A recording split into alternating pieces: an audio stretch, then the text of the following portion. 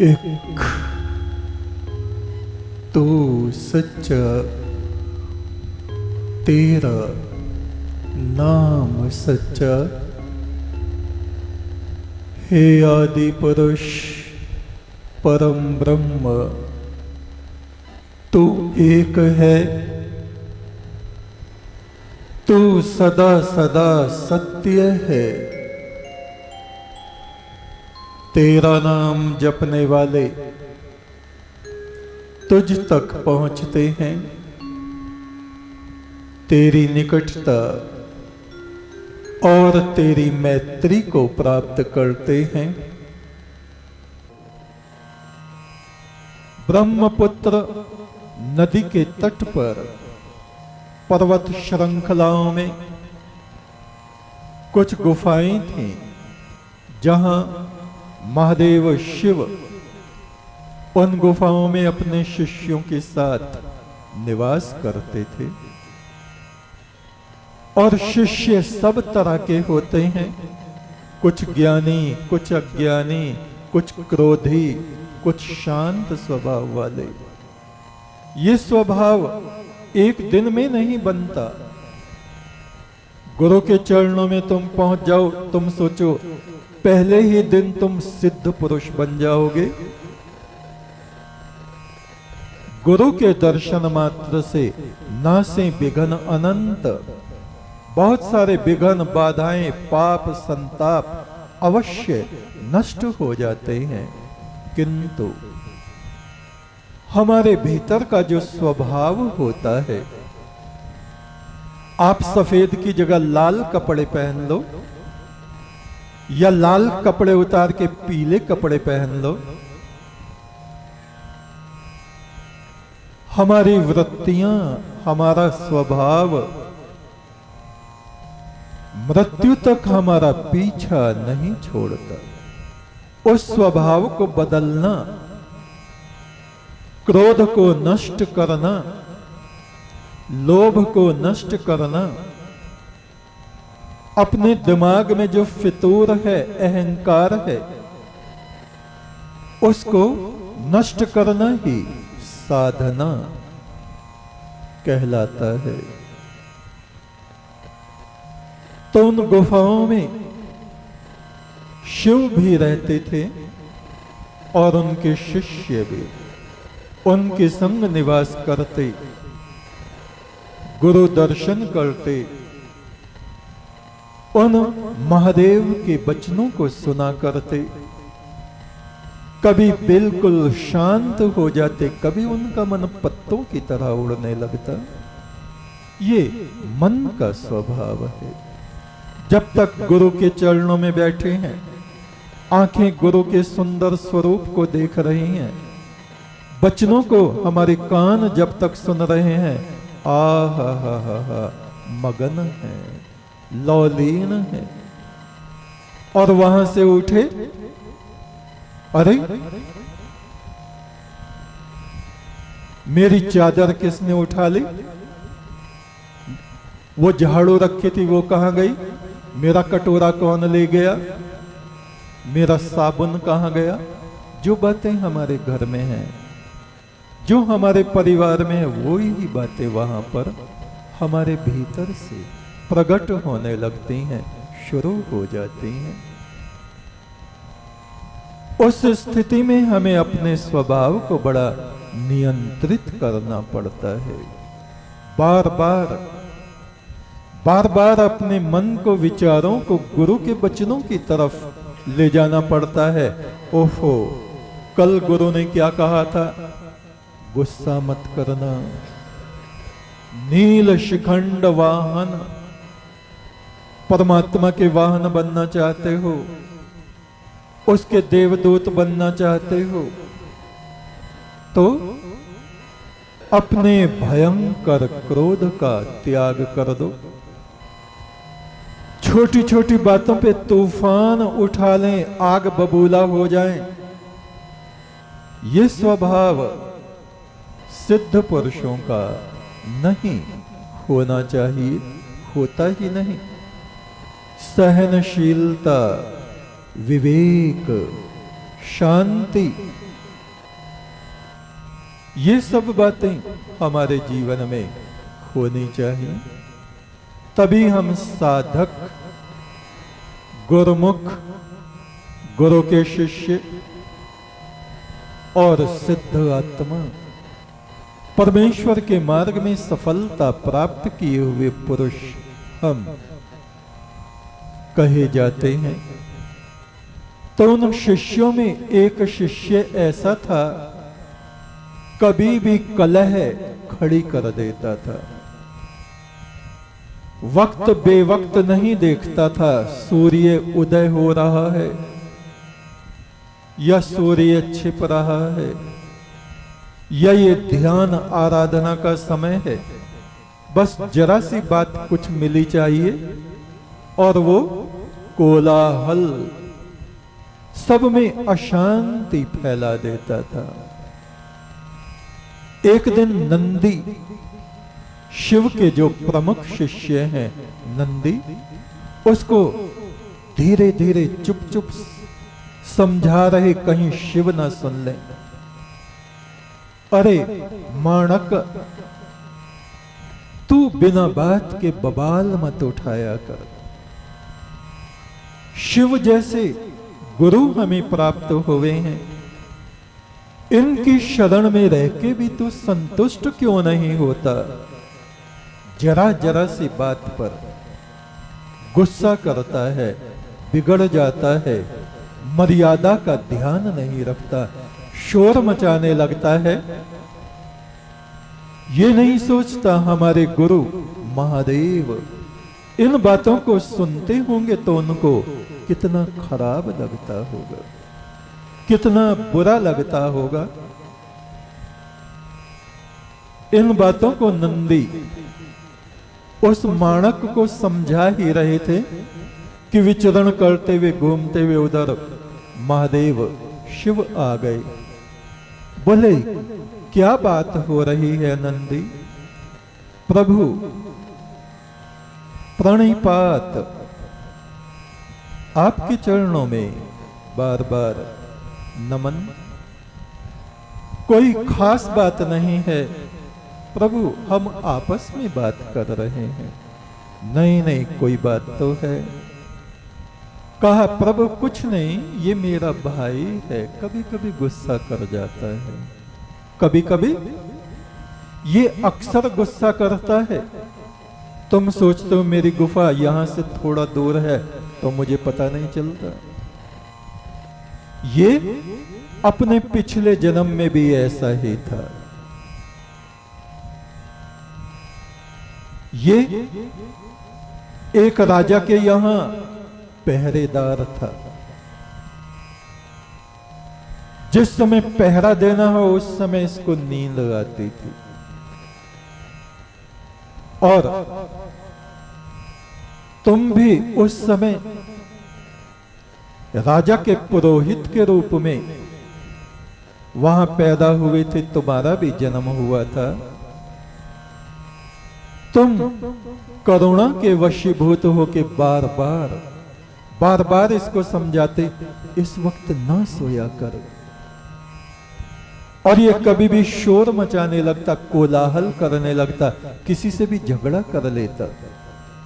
उस समय भी तुम इसको समझाते नंदी, पर ये नहीं माना। और एक दिन राजा ने इसकी हरकतों को देखा और तलवार से इसका सर धड़ से अलग कर दिया। ये प्रहरी होने के योग्य नहीं, ये राजमहल के निकट सेवा करने के योग्य नहीं। इस प्रकार वहां इसकी मृत्यु हुई थी। और राजा की जो रानी थी रत्नवल्ली, एक बार राजा ने अपनी उस महारानी से कहा, रानी मैं तुमसे बहुत प्रसन्न हूं और चाहता हूं तुम मुझसे कोई वचन मांगो।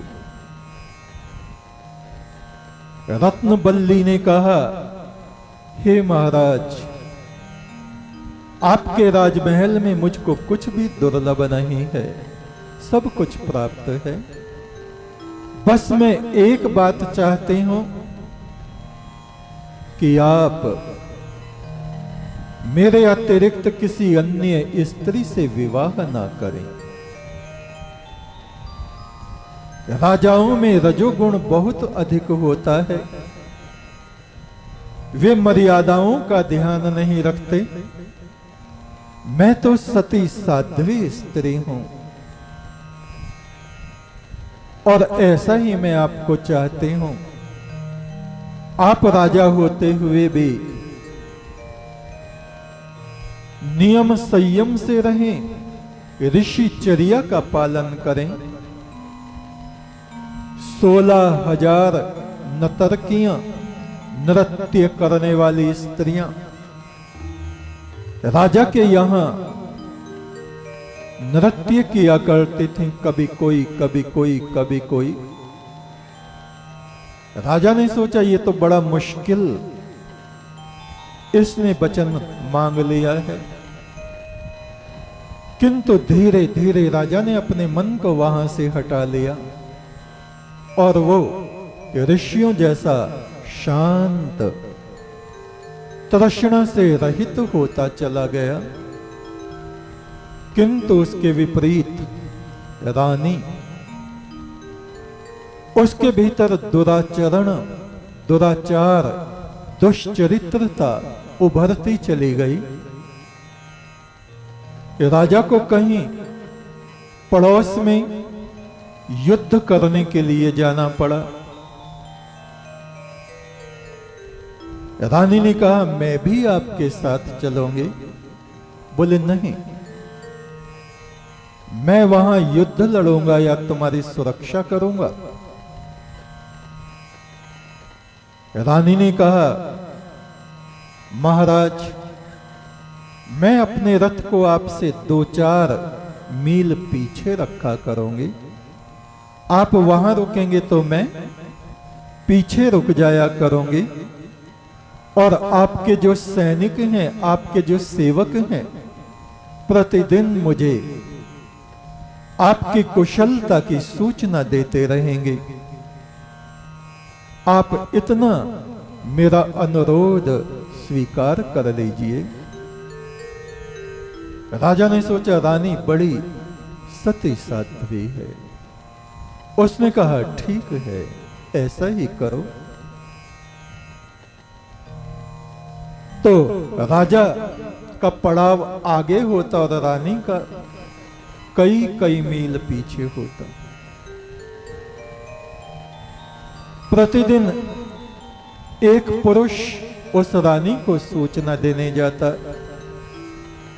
और रानी का मन अस्थिर होने लगा। वह धीरे धीरे व्यभिचार में लिप्त होने लगी। जो भी पुरुष आता उसको कहती आओ मेरी शैया की शोभा बढ़ाओ। 32 दिनों तक राजा बाहर रहा और फिर लौटने लगा। इस प्रकार 64 दिन और 64 व्यक्ति उस रानी के संपर्क में आए। अंतिम दिन जब राजमहल की तरफ लौट रहे थे, उस रात्रि में रानी ने राजपुरोहित की तरफ दृष्टि डाली। अति सुंदर नवयुवक, उसने अपनी दासियों को भेजा पुरोहित को बुलाओ। पुरोहित वहां पर आया। रानी ने प्रतिदिन की तरह उस पुरोहित से कहा हे सुंदर नवयुवक, आइए मेरी शैया की शोभा बढ़ाइए। उस पुरोहित ने हाथ जोड़े, कहा माता आप राजमाता हैं, सारी प्रजा आपके पुत्रों के समान है। मैं एक निष्ठ धर्म आचरण करने वाला ब्राह्मण हूं।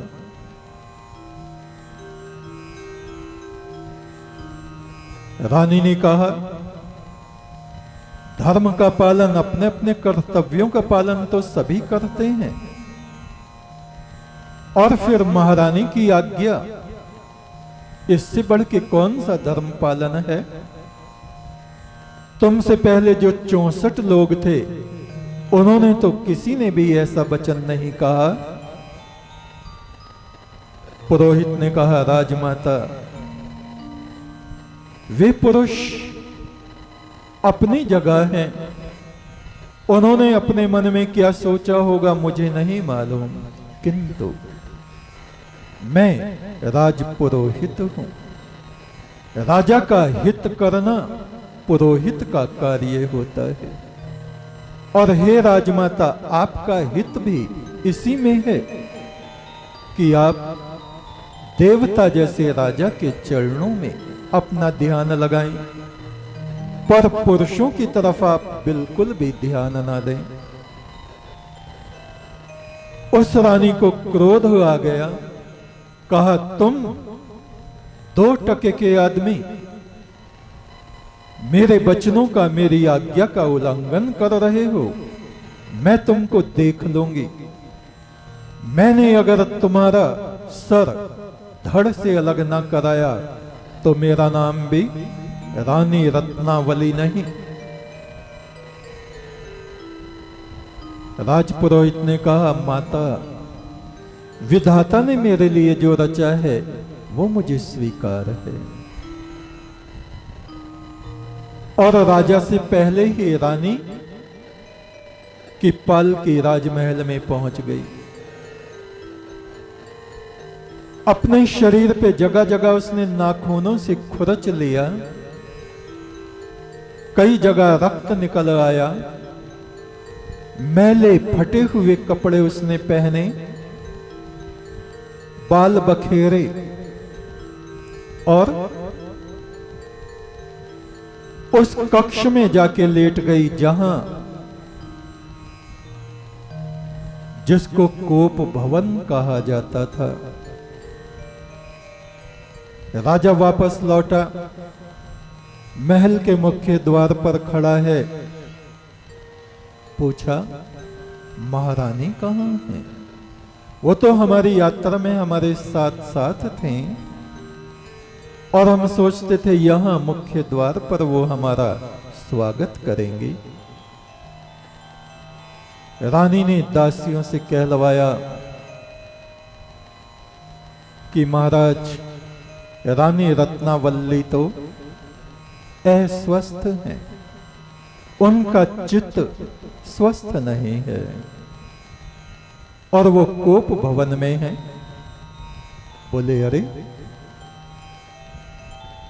ऐसी हमारी सती साध्वी स्त्री रानी, उसको किस बात का कष्ट है? राजा चलते चलते उस कक्ष में पहुंचे। रानी ने उनको देख के मुंह फेर लिया। राजा ने कहा, देवी, आपको क्या कष्ट है? रानी ने बिलखते रोते हुए कहा, महाराज, आप भी कोई पति होने के योग्य व्यक्ति हैं? बोले, क्यों, क्या हुआ? कि आपका जो राजपुरोहित है उसने मेरी ये दुर्दशा कर दी है। देखिए, जहां तहां खरोंच, मेरे वस्त्र फटे हुए।